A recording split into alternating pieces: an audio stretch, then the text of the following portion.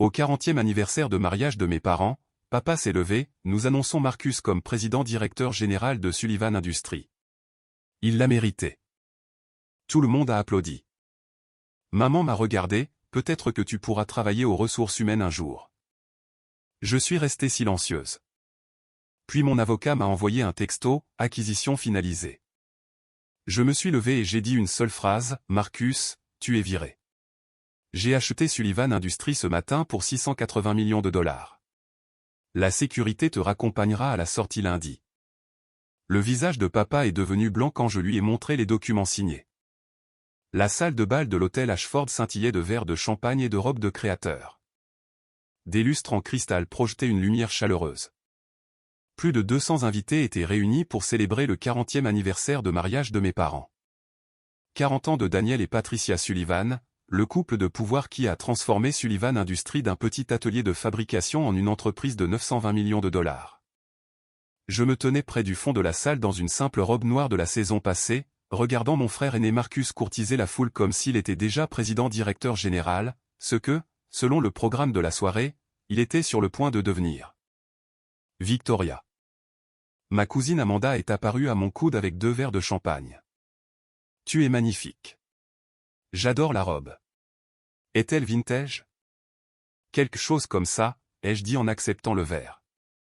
La robe était en fait faite sur mesure et coûtait plus que le loyer mensuel de la plupart des gens, mais elle était délibérément sobre. Tout dans mon apparence ce soir était délibéré. J'ai entendu dire qu'ils allaient faire une grande annonce, a poursuivi Amanda, les yeux brillants de champagne et de commérage. Quelque chose à propos de la succession de l'entreprise. C'est ce que j'ai entendu. Ça doit être difficile pour toi. Elle a baissé la voix d'un air conspirateur. Je veux dire, avec Marcus qui obtient tout et toi qui essaies encore de trouver ta voie. Mais tu t'en sortiras. Tu n'as que 29 ans. Tu as tout le temps de te construire une carrière. J'ai souri poliment et n'ai rien dit. Amanda était bien intentionnée, mais elle, comme tout le monde dans cette pièce, n'avait aucune idée de ce que j'avais réellement fait au cours des 7 dernières années. Mon téléphone a vibré dans ma pochette. Un texto de James Rothstein, associé principal chez Rothstein & Associates, le plus prestigieux cabinet d'avocats d'affaires de la ville. Signature finale obtenue. Le conseil d'administration a voté à 6 contre 0 en faveur. L'acquisition se termine à 18 h. Félicitations, mademoiselle Sullivan. Vous possédez maintenant Sullivan Industries. J'ai jeté un coup d'œil à ma montre. 17h47. 13 minutes. Victoria. Ma mère s'est approchée, resplendissante dans une robe argentée qui coûtait probablement 20 000 dollars. Te voilà. Nous sommes sur le point de commencer le programme. Viens t'asseoir à la table familiale. La table familiale était positionnée à l'avant et au centre. Mes parents à la tête, Marcus et sa femme Jessica à leur droite et un siège vide à leur gauche. Pour moi, la fille décevante qui n'avait jamais vraiment trouvé sa voie. J'ai suivi ma mère à travers la foule, acceptant les brèves salutations d'amis de la famille qui me regardaient avec divers degrés de pitié. Pauvre Victoria Sullivan, diplômée de Wharton avec mention mais qui n'avait jamais rien accompli. Qui avait un vague emploi de consultante que personne ne comprenait vraiment, qui vivait modestement, conduisait une vieille voiture et avait en quelque sorte échoué à capitaliser sur le nom et la fortune des Sullivan. Si seulement il savait. Tout le monde, veuillez prendre place, a retenti la voix du coordinateur de l'événement. Nous sommes sur le point de commencer le programme. Je me suis glissé dans ma chaise alors que les serveurs apportaient le premier plat. Marcus tenait déjà salon, racontant une histoire sur une récente acquisition de clients qui le faisait paraître brillant. Jessica riait à tous les bons moments, jouant son rôle d'épouse de cadre parfaite.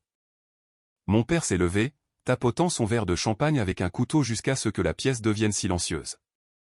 À 65 ans, Daniel Sullivan commandait toujours l'attention. Cheveux argentés, grands, le genre de présence qui faisait que les gens écoutaient instinctivement quand il parlait.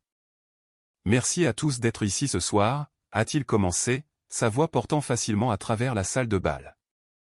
Il y a 40 ans, j'ai épousé la femme de mes rêves. Ensemble, Patricia et moi avons construit une vie et un héritage dont je suis incroyablement fier. Des applaudissements ont parcouru la pièce. Ma mère lui a souri, des diamants scintillant à sa gorge. Sullivan Industries a commencé dans un petit atelier avec 3 employés, a poursuivi papa. Aujourd'hui, nous employons plus de 800 personnes et générons près d'1 milliard de dollars de revenus annuels. Mais une entreprise n'est rien sans le bon leadership pour la faire avancer. Voilà, ai-je pensé en prenant une gorgée d'eau. C'est pourquoi ce soir, en cet anniversaire marquant, je suis ravi d'annoncer le prochain chapitre pour Sullivan Industries. Il a posé sa main sur l'épaule de Marcus. Mon fils Marcus a été préparé pour ce rôle toute sa vie. Il a obtenu son MBA de Harvard, a gravi les échelons dans chaque département, a prouvé sa vision stratégique et ses capacités de leadership. À partir de lundi matin, Marcus Sullivan deviendra officiellement le président directeur général de Sullivan Industries. La pièce a éclaté en applaudissements. Marcus s'est levé, un sourire modeste aux lèvres, acceptant les poignées de main et les félicitations des tables voisines. Jessica pleurait des larmes de joie. Mon père a serré Marcus dans ses bras pendant que les photographes immortalisaient le moment. Mon téléphone a vibré. 17h58. Un autre texto de James. 2 minutes. Je reste à votre disposition. Marcus a de grandes chaussures à remplir, a poursuivi mon père une fois les applaudissements calmés. Mais j'ai une confiance totale en lui. Il représente tout ce que Sullivan Industries défend. L'innovation, l'intégrité et le dévouement à l'excellence. Je ne pourrais pas être plus fier de lui passer les rênes. Plus d'applaudissements. Marcus a fait un court discours sur l'honneur de l'héritage, la modernisation des opérations et la conduite de Sullivan Industries vers un succès encore plus grand. Il était doué pour les discours. Il les avait pratiqués toute sa vie. Quand il a terminé, ma mère s'est levée. Elle pleurait aussi, épongeant ses yeux avec un mouchoir monogrammé. « Je suis si fier de vous deux », a-t-elle dit en s'adressant à mon père et à Marcus. Il y a 40 ans, j'ai épousé un jeune homme ambitieux avec un rêve, voir ce rêve devenir réalité, et maintenant voir notre fils le perpétuer. Sa voix s'est brisée. C'est tout ce que j'aurais pu espérer. Elle m'a alors regardé directement, son sourire devenant compatissant.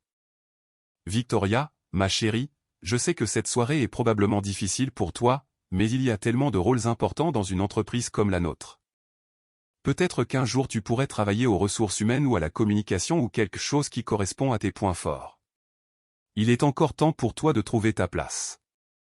La pitié dans sa voix était palpable.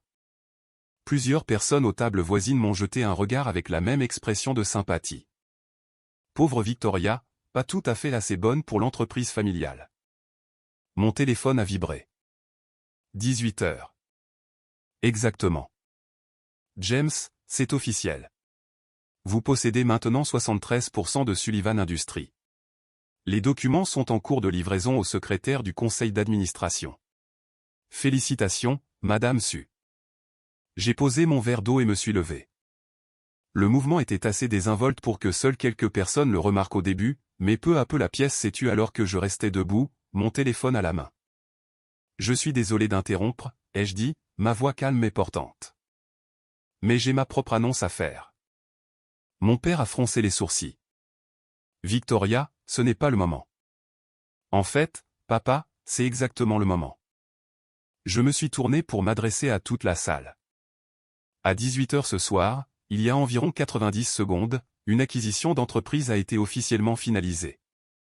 J'ai passé les 4 derniers mois à acheter discrètement des actions de Sullivan Industries par le biais de divers véhicules d'investissement. À l'heure actuelle, je détiens 73% de l'entreprise. Le silence était absolu. C'est impossible, a dit Marcus, le visage rouge. Les actions ne sont pas à vendre. Nous avons le contrôle de. Vous aviez le contrôle de 54% des actions, ai-je corrigé. Papa possédait 38%, tu possèdes 16%. Les 46% restants étaient répartis entre divers investisseurs privés. Des gens que papa a fait entrer au fil des ans pour lever des capitaux. Ces investisseurs étaient liés par des clauses de droit de premier refus, mais ces clauses ont expiré l'année dernière quand papa a refusé de les racheter pendant le ralentissement financier. Le visage de mon père était devenu complètement blanc. J'ai passé les 4 derniers mois à approcher chaque investisseur en privé, en faisant des offres généreuses pour leurs actions. La plupart étaient heureux de vendre. Sullivan Industries a été sous-performante pendant 3 ans, et ils voulaient sortir. J'ai acquis 41% de cette façon. Ensuite, j'ai approché le Whitmore Trust, qui détenait 15% supplémentaires pour le compte de la succession de la famille Whitmore. Ils étaient particulièrement motivés à vendre après que Marcus ait essayé de bloquer leur acquisition de Thomson Manufacturing.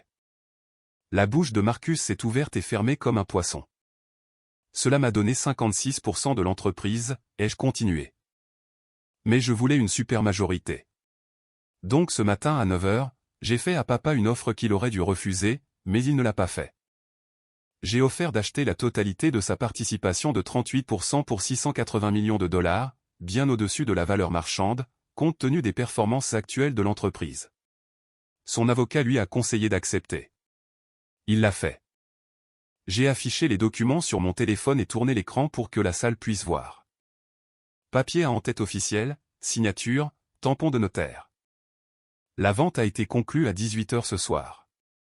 Je possède maintenant 73% de Sullivan Industries, ce qui signifie, Marcus, j'ai regardé directement mon frère, dont le visage était passé du rouge au violet, tu es viré. Avec effet immédiat. La sécurité te raccompagnera hors du bâtiment lundi matin lorsque tu tenteras d'arriver pour ton premier jour en tant que président-directeur général. La salle a explosé. Les gens parlaient les uns par-dessus les autres, sortaient leur téléphone, se levaient pour avoir une meilleure vue. Ma mère était devenue complètement pâle. Jessica avait l'air sur le point de s'évanouir. Mon père a retrouvé sa voix. Victoria, qu'est-ce que tu crois que tu fais? Je prends le contrôle de l'entreprise familiale, ai-je dit calmement. L'entreprise que vous avez menée à la ruine au cours des 3 dernières années tout en préparant Marcus, qui n'a aucune vision stratégique, à prendre la relève et à achever le travail. Tu ne peux pas te permettre ça, a balbutié Marcus. Où as-tu trouvé 680 millions de dollars? Des 2,1 milliards de dollars que j'ai gagnés au cours des 7 dernières années en tant que fondatrice et associée directrice d'Apex Strategic Consulting. J'ai souri à son expression choquée. Vous pensiez que je faisais du conseil de base, n'est-ce pas? Aider les petites entreprises avec leur stratégie marketing ou autre. Tu as dit que tu étais consultante. Je suis consultante. J'ai juste omis de mentionner que mes clients incluent des entreprises du Fortune 500 et que mon cabinet gère la restructuration stratégique pour des sociétés valant des milliards. Rien que l'année dernière, Apex a généré 340 millions de dollars de revenus. Ma valeur nette personnelle est d'environ 1,8 milliard de dollars. Ma mère a émis un son comme si elle avait reçu un coup de poing dans l'estomac. Pendant 7 ans, ai-je continué en m'adressant à toute la salle maintenant, j'ai bâti un empire corporatif pendant que ma famille supposait que j'avais du mal. Je les ai laissés penser ça parce que je voulais voir qui ils étaient vraiment quand ils pensaient que je n'avais rien. Et vous savez ce que j'ai appris? J'ai regardé mon père. J'ai appris que papa valorise l'héritage plus que la compétence. Il préférerait confier l'entreprise à son fils, qui nous a fait perdre 3 contrats majeurs cette année seulement, plutôt que de reconnaître que sa fille pourrait en fait être mieux qualifiée. J'ai regardé Marcus. J'ai appris que mon frère est au mieux médiocre, surfant sur le nom de famille tout en prenant des décisions qui ont coûté à Sullivan Industries plus de 200 millions de dollars d'opportunités perdues. J'ai regardé ma mère. Et j'ai appris que maman préférerait me voir dans un rôle à pousser des papiers et à organiser des fêtes de bureau plutôt que de menacer la position de Marcus en tant que l'enfant prodige. Le silence dans la salle de bal était assourdissant. Les mains de mon père tremblaient. Tu as acheté mon entreprise sous mon nez. Non, papa. J'ai acheté ton entreprise pour la sauver de l'incompétence de Marcus et de ta mauvaise gestion. Sullivan Industries vaut 920 millions de dollars sur le papier, mais elle devrait valoir 2 milliards de dollars en fonction de votre position sur le marché et de vos actifs. Vous êtes sous-performant depuis des années parce que vous prenez des décisions émotionnelles au lieu de décisions stratégiques. J'ai construit cette entreprise à partir de rien. Tu l'as construite brillamment, puis tu as cessé d'innover, cessé de t'adapter, et tu as commencé à te préparer à la céder à quelqu'un qui va détruire tout ce que tu as construit. J'ai sorti un dossier de mon sac. Je l'avais gardé caché là toute la soirée. Ce sont les rapports trimestriels de Marcus des 2 dernières années. J'ai demandé à mon équipe de les analyser. Il a commis 17 erreurs stratégiques majeures, nous a fait perdre 5 clients clés et a proposé 3 acquisitions qui auraient été des désastres financiers. Marcus a attrapé le dossier, feuilletant des pages qui montraient ses échecs en détail. Pendant ce temps, ai-je continué, j'ai passé les 4 derniers mois à mener un audit complet de Sullivan Industries. Je sais exactement où se trouvent les inefficacités, quelles divisions sont sous-performantes, quels contrats doivent être renégociés. Et quel pivot stratégique nous devons faire pour tripler les revenus en 3 ans. Mon père respirait fort. Alors, que se passe-t-il maintenant? Tu licencies tout le monde? Tu démantèles tout ce que j'ai construit? Non. Je la restructure correctement. J'amènerai une direction compétente. Je modernise nos opérations et je m'étends sur les marchés que vous avez été trop conservateurs pour aborder. Et, j'ai regardé Marcus, j'enlève le poids mort, à commencer par un président-directeur général qui n'aurait jamais dû être nommé en premier lieu. Tu ne peux pas faire ça, a dit Marcus. Mais sa voix avait perdu son assurance. Je l'ai déjà fait. L'acquisition est finalisée. Le conseil d'administration a été informé.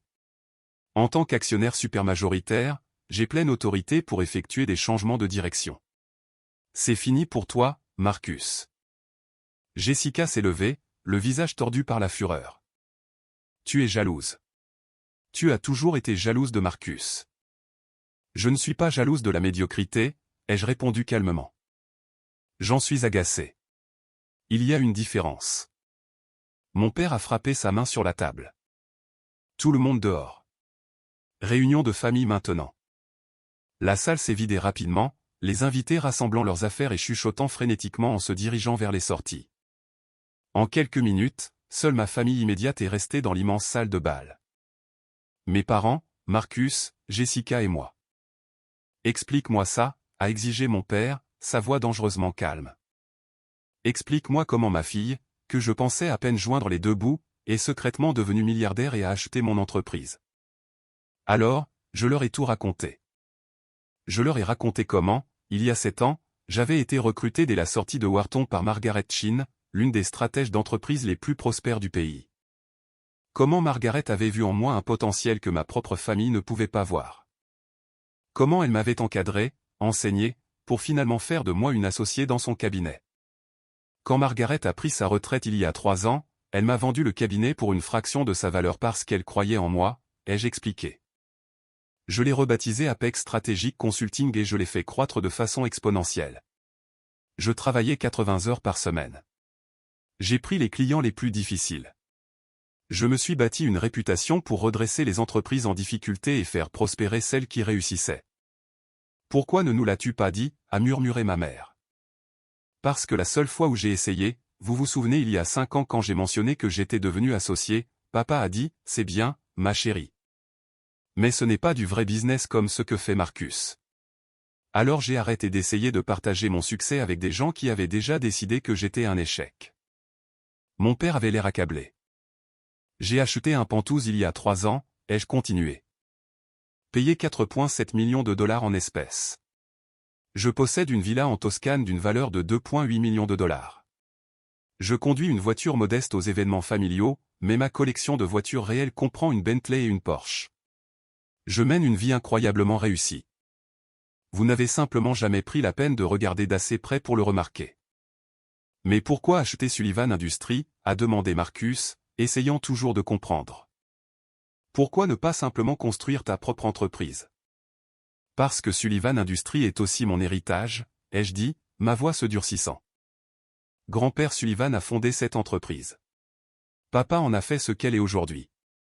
Mais elle s'appelle Sullivan. Mon nom tout autant que le tien, Marcus. Pourquoi devrais-tu en hériter et la mener à la ruine juste parce que tu es un homme? Ce n'est pas pourquoi, a commencé mon père. Si, ça l'est. Sois honnête. Tu as préparé Marcus depuis l'enfance parce que c'est ton fils. Tu as supposé qu'il serait le président-directeur général parce que c'est ce que font les fils. Ils héritent des entreprises de leur père. Tu n'as jamais sérieusement considéré que je pourrais être mieux qualifié. Tu ne m'as jamais donné une vraie chance. La vérité flottait dans l'air entre nous. Alors maintenant quoi, a demandé ma mère, sa voix faible. Tu es présidente directrice générale. Tu diriges tout. Oui. À partir de lundi matin, je suis présidente directrice générale de Sullivan Industries. J'amène ma propre équipe de direction, des gens qui ont prouvé leurs compétences dans des entreprises que j'ai restructurées. Marcus est dehors. Le poids mort de la haute direction est dehors. Tout le monde devra postuler à nouveau pour son poste et démontrer une valeur réelle. Et moi, a demandé mon père. Dois-je postuler à nouveau dans ma propre entreprise? Je l'ai regardé, vraiment regardé. Malgré tous ses défauts, il avait construit quelque chose de réel, de précieux, et malgré tout, il était toujours mon père. Tu peux rester en tant que président émérite si tu veux, ai-je dit. Rôle consultatif, aucune autorité opérationnelle. Tu assistes aux réunions du conseil d'administration, offres des conseils lorsqu'on te le demande, et perçois des honoraires de consultation généreux. Mais tu ne prends plus de décision. Cet air est révolu. Son visage était un masque d'émotions contradictoires, de fierté, de colère, de blessure, et quelque chose qui aurait pu être du respect. Tu as vraiment fait ça, a-t-il dit finalement. Tu as vraiment bâti un empire d'1 milliard de dollars et acheté mon entreprise sans qu'aucun de nous ne le sache. Je l'ai vraiment fait. C'est. Il a secoué la tête lentement. C'est extraordinaire. Ça aurait été bien d'entendre ça il y a 7 ans, ai-je dit doucement, avant que je doive le prouver de cette façon. Ma mère pleurait en silence. Nous t'avons laissé tomber. Nous étions tellement concentrés sur Marcus que nous t'avons laissé tomber. Oui, vous l'avez fait. Peux-tu nous pardonner? J'ai réfléchi à ça. Peut-être un jour, mais pour l'instant je suis trop en colère et trop occupé. J'ai une entreprise à restructurer. Marcus s'est levé, sa chaise raclant bruyamment. C'est. J'appelle notre avocat. Cette acquisition ne peut pas être légale. Elle est complètement légale. Chaque action a été achetée équitablement. Chaque contrat a été vérifié par les meilleurs avocats d'affaires de la ville. Tu peux appeler qui tu veux, Marcus. Tu ne feras que confirmer ce que je t'ai dit. Je possède Sullivan Industries maintenant et tu es dehors. Il s'est dirigé en trombe vers la sortie. Jessica se dépêchant derrière lui. À la porte, il s'est retourné. Tu vas regretter ça, Victoria. Quand tu mèneras l'entreprise à la ruine, quand tu échoueras. Je n'échouerai pas, ai-je interrompu. C'est la différence entre nous. Tu étais préparé pour réussir et tu as quand même réussi à être sous-performant. J'ai bâti mon succès à partir de rien, sans aucune aide de votre part. Sullivan Industries est entre de bonnes mains, de meilleures mains qu'elle ne l'a été depuis des années. Après leur départ, seuls mes parents et moi sommes restés dans la salle de bal vide. Le gâteau d'anniversaire était intact sur une table d'appoint. Des verres de champagne jonchaient les tables, abandonnés dans le chaos. Que advient-il de ce soir, a demandé ma mère. La célébration de l'anniversaire. Elle a eu lieu, ai-je dit. Vous avez célébré 40 ans de mariage. Ça s'est juste terminé différemment de ce que vous aviez prévu. Mon père s'est dirigé vers le bar et s'est versé un scotch, un vrai, pas la camelote diluée qu'ils avaient servi aux invités. Il l'a bu d'une seule traite et s'en est versé un autre. Je me suis toujours demandé, a-t-il dit, sans me regarder, pourquoi tu étais si silencieuse aux événements familiaux, pourquoi tu ne discutais jamais quand nous rejetions ta carrière. Je pensais que tu avais juste accepté ta place. J'ai accepté que discuter était inutile. Je ne pouvais pas vous faire changer d'avis, alors je me suis concentré sur la construction de quelque chose de si indéniable que vous seriez obligé de voir la vérité finalement. Mission accomplie. Il a pris une autre gorgée. Tu sais, quand ton grand-père a fondé Sullivan Industries, tout le monde lui a dit qu'il échouerait. Il disait qu'un gamin de la classe ouvrière du mauvais côté de la ville ne pouvait pas construire une véritable entreprise. Il leur a tous prouvé le contraire. Je sais. Tu as raconté cette histoire à chaque dîner de famille pendant 20 ans. Tu es comme lui, a dit mon père, plus que Marcus ne l'a jamais été. Tu avais quelque chose à prouver et tu l'as prouvé. Il faut du courage. Ce n'était pas une excuse. Ce n'était même pas vraiment un compliment. Mais venant de mon père, c'était quelque chose. Je rentre à la maison, ai-je annoncé en ramassant ma pochette. J'ai une restructuration d'entreprise à planifier. Réunion du conseil d'administration lundi à 9 h. Vous êtes tous les deux les bienvenus si vous voulez voir comment fonctionne une véritable stratégie d'entreprise. Victoria, a appelé ma mère alors que j'atteignais la porte. Est-ce que tu nous détestes? Je me suis retourné. Elle avait l'air plus âgée tout à coup, le maquillage soigné et la robe élégante incapable de cacher le poids de ce qui s'était passé. Non, maman. Je ne vous déteste pas. Je suis déçu par vous, mais je ne vous déteste pas. Pouvons-nous arranger ça? Notre relation. Je ne sais pas. Peut-être, mais pas ce soir. Je me suis un peu adouci. Joyeux anniversaire. J'espère sincèrement que vous aurez de nombreuses autres années ensemble.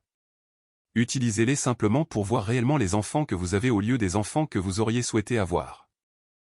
Je les ai laissés là, dans la salle de bal vide, et je suis sorti vers le service de voiturier. Ma voiture modeste était en fait une Audi R8 toute neuve que j'avais délibérément garée à 3 pâtés de maison pour maintenir ma couverture. Je me suis dirigé vers elle maintenant, en talons, respirant l'air frais du soir. Mon téléphone a sonné. James Rothstein. Félicitations, Madame Su, a-t-il dit quand j'ai répondu. Comment s'est passée la grande révélation? À peu près aussi dramatiquement que vous l'auriez imaginé. Marcus avait l'air d'être sur le point d'avoir une attaque. Papa a bu une demi-bouteille de scotch. Maman a pleuré. Le chaos habituel de la famille Sullivan. Et comment vous sentez-vous? J'ai réfléchi à ça en déverrouillant ma voiture. Vengé. En colère. Soulagé. Tout ça à la fois. C'est normal. Vous venez de prendre le contrôle de l'entreprise de votre famille devant 200 personnes. Vous avez le droit d'avoir des sentiments compliqués. Merci, James. Je vous verrai lundi pour la réunion du conseil d'administration. J'aurai tous les documents prêts. Oh, et Victoria, votre grand-père serait fier de vous. Ça m'a serré la gorge. Vous l'avez connu? Oui. Il était brillant et têtu et refusait d'accepter les limites que quiconque imposait à ce qu'il pouvait accomplir. Ça vous dit quelque chose? J'ai souri malgré tout. Peut-être un peu. Après que nous ayons raccroché, je suis resté assise dans ma voiture un long moment avant de démarrer le moteur. À travers la fenêtre de la salle de bal, je pouvais encore voir mes parents, 2 silhouettes se détachant sur la lumière du lustre, se tenant loin l'un de l'autre, tous deux l'air perdus. J'ai ressenti un pincement de quelque chose. De la culpabilité peut-être, ou de la tristesse. Mais je les repoussais. Ils avaient eu 40 ans pour me voir vraiment. 40 ans pour me poser des questions sur ma vie, pour prendre ma carrière au sérieux, pour me traiter comme autre chose que la fille décevante qui n'était pas Marcus. Maintenant, ils allaient enfin me voir. Non pas parce que j'avais gagné leur respect par une patience persistante, mais parce que je l'avais acheté. J'avais acheté toute leur entreprise et viré leur héritier choisi devant leurs amis et leurs familles les plus proches. Ce n'était pas comme ça que j'avais imaginé me prouver, mais c'était efficace. Je suis rentré chez moi dans mon Penthouse, les lumières de la ville s'étalant sous moi comme un tapis d'étoiles. Demain, je commencerai le vrai travail. Restructurer Sullivan Industries, mettre en œuvre le plan stratégique que je développais depuis des mois, prouver que je n'étais pas seulement riche, mais compétente. Prouver que j'avais eu raison depuis le début. Mais ce soir, je me suis versé un verre de vin, je me suis tenu sur mon balcon surplombant la ville, et je me suis laissé ressentir tout ce que j'avais retenu pendant 7 ans. La douleur d'être négligé. La frustration d'être rejeté. La solitude de construire un empire sans personne avec qui célébrer. La colère d'avoir à prouver ma valeur de manière aussi dramatique juste pour être vu. Et sous tout cela, la satisfaction féroce de savoir que j'avais gagné. Pas parce que j'avais détruit ma famille. Je ne l'avais pas fait. Sullivan Industries survivrait. Mes parents s'adapteraient. Même Marcus finirait par retomber sur ses pieds quelque part où sa médiocrité serait acceptable. J'avais gagné parce que je m'étais prouvé quelque chose à moi-même. Que je n'avais pas besoin de leur approbation pour réussir. Que je pouvais construire quelque chose d'extraordinaire avec ou sans leur soutien. Que le fait d'être sous-estimé était en fait un avantage si l'on savait comment l'utiliser. Ils avaient passé 7 ans à avoir pitié de moi. Maintenant, ils passeraient le reste de leur vie à me voir réussir. Et ça, plus que l'argent ou l'entreprise ou le pouvoir, était la vraie victoire. J'étais Victoria Sullivan. Je possédais 73% de Sullivan Industries. Je valais 1,8 milliard de dollars et j'avais tout fait pendant qu'ils regardaient ailleurs. Peut-être qu'un jour ils comprendraient pourquoi cela comptait tant. Mais honnêtement, je n'avais plus besoin qu'ils comprennent. J'avais juste besoin qu'ils me voient enfin. Et après ce soir, debout dans cette salle de bal tenant ces documents d'acquisition, regardant leur visage passer de la pitié au choc, je savais qu'ils ne me regarderaient plus jamais de la même manière. Mission accomplie.